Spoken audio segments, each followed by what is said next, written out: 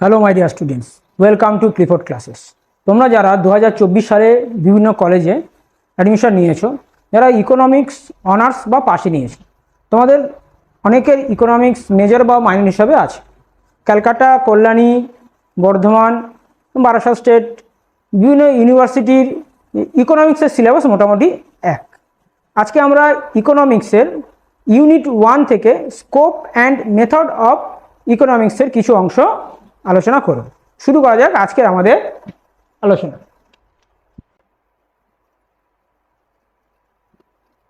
Greek দার্শনিক Aristotle ব্যবহৃত ওইকোনমিয়া শব্দ থেকে কি এসছে? ইকোনমিক্স শব্দটির উৎপত্তি হয়েছে। তাহলে অ্যারিস্টটল কি শব্দ ব্যবহার করেছেন? না, ওইকোনমিয়া শব্দটি ব্যবহার করেছেন, যেটা থেকে আমরা ইকোনমিক্স শব্দটি পেয়েছি। যদি এটার আমরা বিস্তারিত আলোচনা করি তাহলে আমরা কি দেখব, যে ইকোনমিক্স যে শব্দ এর উৎপত্তি হচ্ছে গ্রিস দেশ। তাহলে অ্যারিস্টটল সর্বপ্রথম কি করেছে, তার বিখ্যাত গ্রন্থ বুক 1 পলিটিক্স 1-এ এই সম্পর্কে এই শাস্ত্রের বিস্তারিত ব্যাখ্যা দিয়েছেন আর কি। তিনি এই গ্রন্থে ওইকোনমিয়া শব্দটি ব্যবহার করেছেন। ঐক্য শব্দের অর্থ কি? পরিবার এবং বা পারিবারিক, এবং নামিয়া শব্দের অর্থ হলো ব্যবস্থাপনা। তাহলে গ্রিক শব্দ ওইকোনমিয়ার অর্থ কি? পরিবার ব্যবস্থাপনা। এর অনেক পরে, ঠিক আছে, এর অনেক পরে দার্শনিক জেনোফেন তার বিখ্যাত গ্রন্থ ম্যাগনাম ওপাসে ওইকোনমাস শব্দটি ব্যবহার করেছিলেন। তাহলে প্রথমে ব্যবহার করছেন কে? অ্যারিস্টটল। পরবর্তীকালে তার অনেক পরে গ্রিক দার্শনিক জেনোফেন তার ম্যাগনাম ওপাস গ্রন্থে এই শব্দটি ব্যবহার করছে। ওইকোনমাস শব্দ তিনি ব্যবহার করছেন, যার অর্থ হচ্ছে কি? গৃহস্থালী পরিচালন বিদ্যা। তাহলে আমরা কি দেখছি, যে ইকোনমিক্স শব্দের অর্থ কি? যে পরিবার পরিচালনার বিজ্ঞান, science of house hold management, যাকে আমরা অর্থবিজ্ঞান বলে থাকছি। অর্থনীতির জনক হিসাবে পরিচিত কে? Adam Smith. তিনি 1776 খ্রিস্টাব্দে একটি বই লিখেছিলেন। কি বই? An enquiry into the nature and causes of the wealth of nation. সংক্ষেপে যেটাকে আমরা বলি ওয়েলথ অফ নেশনস, এটাই হচ্ছে ওয়েল নোন আর কি। তো তিনি কি করেছিলেন? তিনি এই যে গ্রন্থ ওয়েলথ অফ নেশনসে একটি অর্থনীতির একটি সুস্পষ্ট ও সুবিন্যস্ত ধারণা প্রদান করেছিলেন, ঠিক আছে। তো এই জন্য কি বলেছে, অ্যাডাম স্মিথকে আমরা কি বলে থাকি? অর্থবিদ্যার জনক হিসাবে ধরে থাকি। অ্যাডাম স্মিথের মতে কি না, মানব জাতির সমূহের ধন সম্পদের প্রকৃতি ও তার কারণ অনুসন্ধান করাই হচ্ছে অর্থনীতির প্রধান উদ্দেশ্য। অ্যাডাম স্মিথ তার অর্থনীতিবিদের চর্চায়, তার অর্থনীতিবিদ্যার যে চর্চা, সেখানে দাম ব্যবস্থা বা বাজার অর্থনীতি, অদৃশ্য হস্ত যেটাকে ইনভিজিবল হ্যান্ড বলা হচ্ছে, শ্রম বিভাজন, ডিভিশন অফ লেবার, স্পেশালাইজেশন, পুঁজিবাদী অর্থনীতির সপক্ষে নানা তিনি যুক্তি দেখান। তার মতে কি বলছে? তার মতে এখানে বলা হচ্ছে ধনসম্পদের উৎপত্তির কারণ ও তার বন্টন পদ্ধতি হলো অর্থনীতির মূল আলোচনার বিষয়, ঠিক আছে। তিনি কি বলেছিলেন? তিনি বলেছিলেন যে কৃষি না, কৃষির সাথে শিল্প, ব্যবসা বাণিজ্য, পরিবহনও উদ্বৃত্ত আয় সৃষ্টি করতে পারে। অধ্যাপক মার্শাল কি বলছেন? অধ্যাপক মার্শাল বলছেন যে মানুষের দৈনন্দিন জীবনের যে অংশটুকুর সঙ্গে অর্থ উপার্জন ও উপার্জিত অর্থের ব্যয়ের সম্পর্ক যুক্ত থাকে, সেটা নিয়ে আলোচনা করে যে শাস্ত্র, সেটাই তাকেই বলা হচ্ছে অর্থনীতি। অর্থাৎ দৈনন্দিন জীবনের যে অংশের সঙ্গে অর্থ উপার্জন এবং উপার্জিত অর্থের ব্যয় সম্পর্ক যুক্ত থাকে, সেটাকেই কি বলা হচ্ছে? সেটাকেই বলা হচ্ছে অর্থনীতি, বা যেটাকে আমরা ইকোনমিক্স বলে থাকি। লায়নেল রবিন্স কি বলছে? তার মতে অর্থনীতি হলো এমন একটি বিজ্ঞান যেখানে বিকল্প ব্যবহার বিশিষ্ট সীমিত সম্পদের সাহায্যে কিভাবে মানুষের অসীম অভাব পূরণ করা যায় সে সম্বন্ধে আলোচনা করা যায়। তাহলে এখানে একটা জিনিস আমরা দেখতে পাচ্ছি, যেটা ইকোনমিক্সে খুব ভাইটাল জিনিস, সেটা হচ্ছে সীমিত সম্পদ এবং মানুষের অসীম অভাব এবং তা পূরণ করা। এই কটা জিনিস সম্পর্কে আমরা পরবর্তী সময়ে বিস্তারিত আলোচনা করব, এবং এইখান থেকে কি আমরা পাবো? দুষ্প্রাপ্যতার মতো মৌলিক সমস্যা। অধ্যাপক কিয়ানকসের মতে অর্থনীতি হলো এমন একটি সমাজ বিজ্ঞান এবং এর আলোচ্য বিষয় হলো মানুষ কিভাবে বিনিময়ের মাধ্যমে তার অভাব ও সীমিত উপকরণের মধ্যে সামঞ্জস্য সাধন করে তার ব্যাখ্যা করা। তাহলে এখানে আমরা কি দেখছি যে মানুষের অভাব আছে এবং তার সীমিত উপকরণ আছে এবং সেই সীমিত উপকরণের কি করা হয় সাহায্যে মানুষ তার সীমাহীন অভাব মেটাতে চেষ্টা করে এবং এইটা যে শাস্ত্রে আলোচনা করা হয় সেই শাস্ত্রই হচ্ছে অর্থনীতি। তাহলে অর্থনীতি সম্পর্কে আমরা একটা মোটামুটি ধারণা পেলাম। এরপর আছে যে মানুষের যে অভাব আমরা দেখছি, অভাব ওয়ান্টস যাকে বলছি, ওয়ান্টস, এই অভাব অর্থাৎ মানুষের পৃথিবীতে বেঁচে থাকার জন্য বা বিলাসের জন্য প্রয়োজনীয় দ্রব্য ও সেবা কার্য পাওয়ার যে আকাঙ্ক্ষা তাকেই বলা হচ্ছে মানুষের অভাব বা ওয়ান্টস। এই অভাবকে আমরা তিনটে ভাগে ভাগ করতে পারি। একটা হচ্ছে প্রয়োজনীয় অভাব, যেটাকে আমরা নেসেসারিজ বলতে পারি, যা না হলে নয়, খাদ্য, বস্ত্র, বাসস্থান। একটা হচ্ছে আরামপ্রদ দ্রব্যের অভাব, মানুষের একটু আরামের দরকার হয়, মানুষ আরামে থাকতে ভালোবাসে, তার জন্য যেমন সোফা, ম্যাট্রেস, খাট, ঠিক আছে, এই সমস্ত তার লাগে, দামি জামা কাপড়, এই সমস্ত তার লাগে, সেগুলো হচ্ছে তার আরামদায়ক দ্রব্যের অভাব। এবং বিলাস দ্রব্য, কিছু জিনিস আছে যেগুলো মানুষের স্ট্যাটাস মেনটেন করে, সেটা হচ্ছে বিলাস দ্রব্য, যেমন সোনার গহনা, হীরের গহনা, হ্যাঁ, দামি গাড়ি, এইগুলো হচ্ছে মানুষের অভাবের মধ্যে পড়ে। এইগুলোই মানুষ সবসময় চায়, এটাই তার চাওয়ার বিষয়। এই যে মানুষের সীমাহীন চাহিদা অর্থাৎ ওয়ান্টস এবং যে সীমিত উপকরণ, এর জন্যই অর্থনীতিতে কি সৃষ্টি হয়েছে, দুষ্প্রাপ্যতার মতো সমস্যা সৃষ্টি হয়েছে, স্ক্যারসিটি, ঠিক আছে, দুষ্প্রাপ্যতা। না ধনী দরিদ্র, জাতি ধর্ম বর্ণ স্ত্রী পুরুষ নির্বিশেষে প্রতিটা মানুষের চাহিদা সীমাহীন, অনন্ত। মানুষ বিজ্ঞানকে যতই ব্যবহার করুক না কেন তার চাহিদা কোনো মতেই মিটছে না। কেন মিটছে না? না মানুষের চাহিদার উপকরণ অত্যন্ত সীমিত।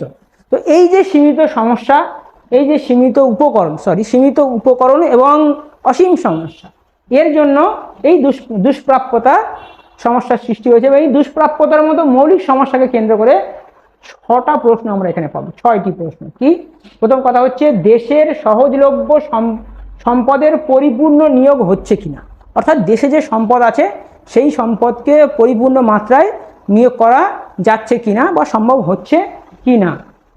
উপকরণগুলি ব্যবহার করে কি কি দ্রব্য কত পরিমাণে উৎপাদন করা হচ্ছে, অর্থাৎ যে সমস্ত সীমিত উপকরণ আছে সেই সীমিত উপকরণ ব্যবহার করে কি কি দ্রব্য কতটা পরিমাণে উৎপাদন করা হচ্ছে, সেটা একটা প্রশ্ন। যেটা কিভাবে বিভিন্ন দ্রব্য সামগ্রী উৎপাদন করা হচ্ছে, অর্থাৎ দ্রব্য সামগ্রী উৎপাদন করার প্রসেস কি, পদ্ধতিটা কি।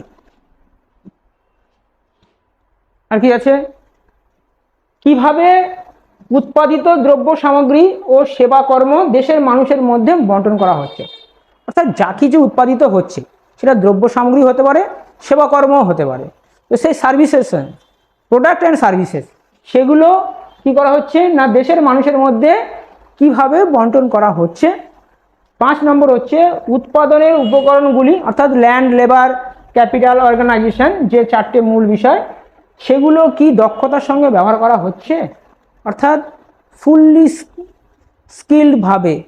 স্কিলফুলি সেটাকে ব্যবহার করা হচ্ছে কিনা, সেটাও একটা প্রশ্ন। আরেকটা কি হচ্ছে, দেশের মোট উৎপাদন ক্ষমতা বাড়ছে না কমছে না একই থাকছে।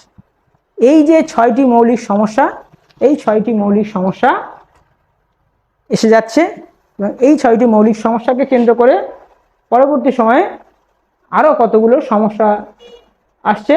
এখানে কি করছে না, যেহেতু সম্পদের প্রাচুর্যতা নেই, অর্থাৎ সম্পদের উপকরণ সীমিত, সেই সম্পদের উপকরণ সীমিত হওয়ার জন্য কি হয়েছে না অর্থনৈতিক সমস্যা আছে।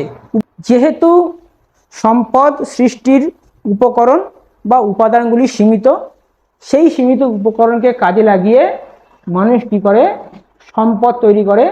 এবং এই সম্পদ তৈরি করার জন্য মানুষের কিসের সমস্যা আছে, দুষ্প্রাপ্যতার সমস্যা আছে, অপ্রাচুর্যের সমস্যা আছে, মানুষের ওয়ান্টস আছে, চাহিদা আছে।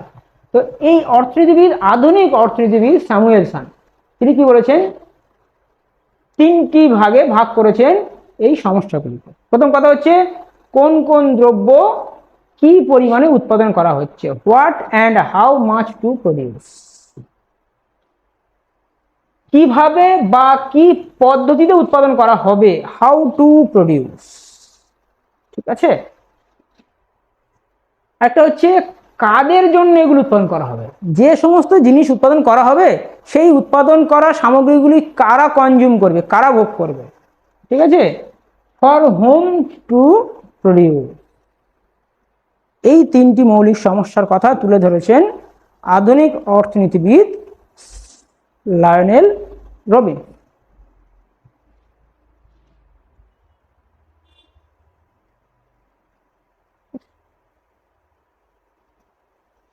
এই তিনটি সমস্যার কথা তুলে ধরেছেন আধুনিক অর্থনীতিবিদ স্যামুয়েলসন। ঠিক আছে, এখানে আরেকটি জিনিস আমরা পাচ্ছি, সেটা হচ্ছে প্রতিযোগিতার সমাপ্তি, অর্থাৎ কম্পিটিং এজ। সীমিত সম্পদ, সম্পদ সীমিত এবং সীমাহীন আকাঙ্ক্ষা, এই যে দুটো বিষয়, এই দুটো বিষয়ের যখন সম্মুখীন মানুষ হয় তখন ব্যক্তি এবং সমাজ কিভাবে সম্পদ বরাদ্দের বিষয়ে সিদ্ধান্ত নেয়। অর্থাৎ যে সমস্ত প্রশ্ন আমরা পেয়েছি সেই প্রশ্নগুলোর সম্মুখীন যখন মানুষ হচ্ছে তখন সে কিভাবে সম্পদকে বরাদ্দ করে তার জীবনকে, তার লাইফস্টাইলকে ভালো করার জন্য, সেটাই এখানে মূল বিষয়, এই প্রতিযোগিতার সমাপ্তি। অর্থাৎ তার যেটা সবচেয়ে বেশি প্রয়োজন সেখানেই সে তার ব্যবহারটাকে বেশি করে করে। এরপরে হচ্ছে পছন্দ বা নির্বাচনের একটা সমস্যা থাকে।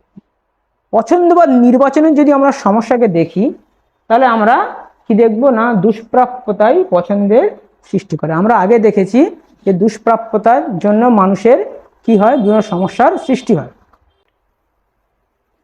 পছন্দ বা দুষ্প্রাপ্যতার যে সমস্যা আমরা দেখেছি সেখানে আমরা কি দেখেছি না, সেখানে আমরা প্রথমেই দেখছি যে সম্পদ বা উপকরণের দুষ্প্রাপ্যতার জন্যই পছন্দের সৃষ্টি হচ্ছে। তো প্রতিটি মানুষ বা সমাজকে কি করতে হয়, নির্বাচন করতে হয় যে কোন কোন বস্তু বা সেবাকর্ম কোন কোন উপকরণের সাহায্যে উৎপাদন করা হবে এবং কাদের জন্য উৎপাদন করা হবে, কারা সেগুলো ভোগ করবে। আবার কি হচ্ছে যে উৎপাদিত সামগ্রীগুলো যেহেতু স্বল্প, যেহেতু উপাদান স্বল্প, সামগ্রীও স্বল্প, তাহলে ওই যে দ্রব্য এবং সেবাকর্ম সেগুলিকে সঠিকভাবে কাদের মধ্যে বন্টন করা হবে এইটাকেও কিন্তু জানার দরকার। তো এইটা এই ক্ষেত্রে একটা সমস্যার সৃষ্টি হয়। যদি আমরা একটা উদাহরণ দেখি, একটা উদাহরণ আছে বন্দুক এবং মাখনের যে সমস্যা। যে মনে করা যায় যে কোনো দেশের তার সীমিত উপকরণ আছে, সেটা দিয়ে সে মাত্র দুটি উপকরণ কি করতে পারে, তৈরি করতে পারে বা উৎপাদন করতে পারে। একটা হচ্ছে বন্দুক, একটা হচ্ছে মাখন। যদি বন্দুক উৎপাদনের জন্য বেশি উপকরণ ব্যয় করা হয় তাহলে মাখন উৎপাদন কম হবে। মাখন অর্থাৎ এখানে খাদ্য সামগ্রী, সেটা উৎপাদন কম করতে হবে বা উৎপাদন কম করলে তার ব্যবহারও কম হবে। আবার যদি মাখন উৎপাদন বেশি করি তাহলে বন্দুক উৎপাদন কম করতে হবে। এই যে সমস্যাটা, একে অর্থনীতিবিদগণ বন্দুক মাখনের সমস্যা বলেছে। অর্থাৎ মানুষ, অর্থাৎ সমাজের বিভিন্ন মানুষের পছন্দ বিভিন্ন রকম হয় এবং যে সমস্ত উপকরণ যতটুকু পরিমাণে আছে সেগুলো দিয়ে প্রয়োজনীয় সামগ্রী, আরামের সামগ্রী, বিলাসের সামগ্রী এগুলো তৈরি করা হয়ে থাকে। তো যে সমস্ত মানুষের আয় বন্টন বা আয় কম, তাদের বিলাসবহুল দ্রব্য বা আরামের দ্রব্য তাদের পক্ষে কেনা সম্ভব হয় না। তা কাজে উৎপাদিত দ্রব্য সামগ্রী বন্টনের ক্ষেত্রে জাতীয় আয় বা সম্পদের বন্টনের ক্ষেত্রে একটা যুক্তি দেখান ক্লাসিক্যাল অর্থনীতিবিদ অ্যাডাম স্মিথ এবং ডেভিড রিকার্ডো। তাই রিকার্ডো কি বলছে যে অর্থনীতিবিদ্যা হচ্ছে আয় ও সম্পদের বন্টনের আলোচনা করে। তো অধ্যাপক লায়নেল রবিন্সের কথা আমরা আগে বলেছি। লায়নেল রবিন্সের মতে অর্থনীতি হচ্ছে এমন একটা বিজ্ঞান যেখানে বিকল্প ব্যবহার উপযোগী সীমিত উপকরণগুলির সাহায্যে বিভিন্ন উদ্দেশ্য ও তার সঙ্গে সম্পর্কযুক্ত মানুষের আচরণ আলোচনা করে। ঠিক আছে, এই আলোচনার ভিত্তিতেই অর্থনীতিবিদ স্যামুয়েলসন কি করেছেন, অর্থনৈতিক সমস্যাগুলোকে 3টি প্রধান ভাগে ভাগ করেছেন, যেটা আমরা আগেই আলোচনা করেছি। তো এরপর আমরা যেটা বলবো সেটা হচ্ছে যে অর্থনীতিতে কতগুলো বিষয় আছে, বিভিন্ন শব্দ আছে যেগুলো আমাদের জানা দরকার, যেটা হচ্ছে কি উপযোগিতা বা ইউটিলিটি, অর্থাৎ মানুষের অভাব মোচনের ক্ষমতা। যা কিছু উপকরণ আছে সেগুলো যদি মানুষের অভাব মোচন করতে পারে তাহলে সেগুলো সম্পদ হিসেবে গণ্য হবে। দ্রব্য ও সেবা, অর্থাৎ মানুষ সম্পদ হিসাবে শুধুমাত্র দ্রব্য উৎপাদন করে না, সেবা উৎপাদন করে। দ্রব্যকে ছোঁয়া যায়, সেবাকে ছোঁয়া যায় না, কিন্তু সেবাও মানুষকে সেবা দেয়, অর্থাৎ সেবাও মানুষের চাহিদা মেটায়। ভোগ অর্থাৎ কনজামশন, দ্রব্যের উপযোগিতাকে নিঃশেষ করা, অর্থাৎ যে সমস্ত দ্রব্য উৎপাদন করা হচ্ছে সেই দ্রব্যগুলি মানুষ ব্যবহার করে তার উপযোগিতাকে নিঃশেষ করাটাকে বলা হচ্ছে ভোগ। আর কনজিউমার, যে ভোগ করে অর্থাৎ উপযোগিতা নিঃশেষকারী ব্যক্তি, তাকে বলা হচ্ছে কনজিউমার। আর কি আছে সম্পদ। সম্পদ কি না, অর্থনীতিতে সম্পদের সংজ্ঞা হচ্ছে এটা, মানুষের চাহিদা পূরণে সক্ষম স্বল্প যোগান বিশিষ্ট, অর্থাৎ যোগান স্বল্প হতে হবে এবং অর্থের বিনিময়ে যার কেনাবেচা হবে, অর্থাৎ যার কেনাবেচার সঙ্গে অর্থ জড়িয়ে থাকবে সেটাকে আমরা সম্পদ বলবো। মূল্য ও দাম, ভ্যালু অ্যান্ড প্রাইস, ব্যবহারিক ও বিনিময় মূল্য, দ্রব্যের বিনিময় মূল্য অর্থের মাধ্যমে প্রকাশ করা হলে তাকে দাম বলে। যদি বিনিময় মূল্যকে অর্থের মাধ্যমে প্রকাশ করা হয় তবে সেটা দাম বলে। এবং আর কি আছে সঞ্চয়। সঞ্চয় কি, মোট আয় থেকে যদি মোট ভোগ ব্যয় বিয়োগ দেওয়া হয় তাহলে সেটা কি হবে, সঞ্চয় হবে। ঠিক আছে, সেভিংস। আর কি হলো বিনিয়োগ বা ইনভেস্টমেন্ট। ঠিক আছে, অর্থনীতিতে মোট মূলধন বাড়ানোর জন্য যা কিছু তৈরি করা হয়, রাস্তাঘাট, কলকারখানা, জলের সরবরাহ, সমস্ত কিছুই কিন্তু এই বিনিয়োগের মধ্যে আসছে। ঠিক আছে, তো যাই হোক, এইটা হচ্ছে আজকে আমাদের আলোচনার বিষয়। আমরা পরবর্তী ভিডিওতে এর পরবর্তী যে সমস্ত বিষয়গুলো আছে সেগুলো নিয়ে আলোচনা করব। আজকের এই পর্যন্ত, ধন্যবাদ।